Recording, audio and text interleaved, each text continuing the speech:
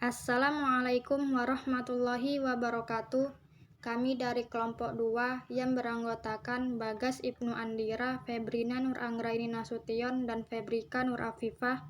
Kami akan mempresentasikan hasil diskusi kami mengenai sebab-sebab terjadinya perbedaan pendapat di kalangan ulama fikih dan usul fikih dan bagaimana menyikapinya. Yang pertama, sebab-sebab terjadinya perbedaan mazhab.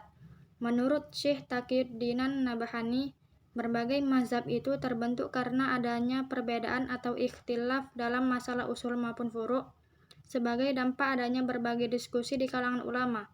Sedangkan menurut Abu Aminah Bilal Philips, alasan utama perbedaan Islam ketetapan hukum di kalangan imam mazhab meliputi interpretasi makna kata dan susunan gramatikal riwayat hadis dan diakuinya penggunaan prinsip-prinsip tertentu dan metode-metode qiyas.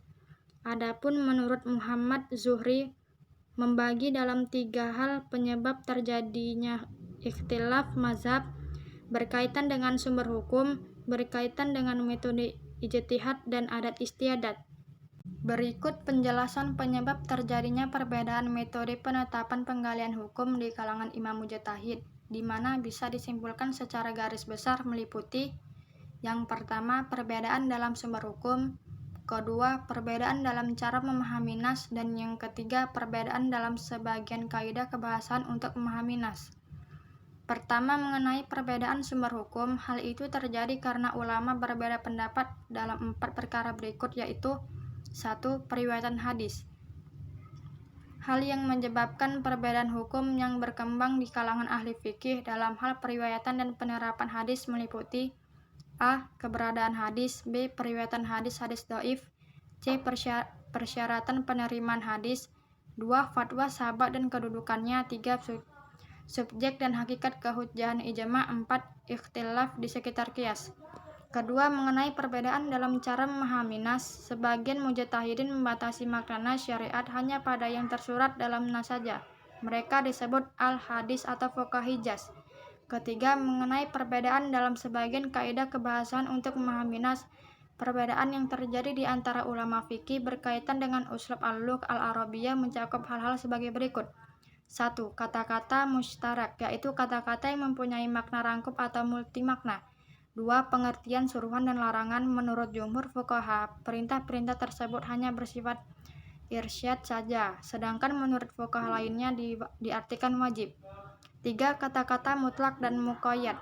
Mutlak adalah lafal khas yang tidak diberi qaid atau pembatasan yang berupa lafal yang dapat mempersempit keluasan artinya, sedangkan muqayyad adalah lafal khas yang diberi qaid yang berupa lafal yang dapat mempersempit keluasan artinya. 4. Mafhum mukhalafah, penetapan lawan hukum yang diambil dari dalil yang disebut di dalam nas. 5. Kata-kata hakiki dan majaz. 6. Istima' setelah serangkaian perkataan. F. Tentang bermazhab. Bolehkah kita bertaklid atau mengikuti mazhab tertentu? Menjawab pertanyaan ini, Syekh Taqiyuddin Al-Nabhani menyatakan, sesungguhnya Allah Subhanahu wa Ta'ala tidak memerintahkan kita mengikuti seorang mujtahid, seorang imam ataupun suatu mazhab. F. Bermazhab yang secara benar. Pertama, wajib atas mukallid suatu mazhab untuk tidak fanatik terhadap mazhab yang diikutinya. Kedua, sesungguhnya perbedaan pendapat di kalangan mazhab adalah sesuatu yang sehat dan alamiah. G. Penutup. Sebagai penutup daripada pembahasan makalah di atas, maka akhirnya penulis simpulkan hal-hal sebagai berikut. 1. Mazhab adalah pokok pikiran atau dasar yang digunakan oleh imam mujtahid dalam memecahkan masalah atau mengisbatkan hukum Islam. 2. Munculnya mazhab. 3. Sebab-sebab terjadinya perbedaan pendapat atau mazhab. 4. Mengaduk paham untuk bermazhab. Sekian presentasi dari kami. Assalamualaikum warahmatullahi wabarakatuh.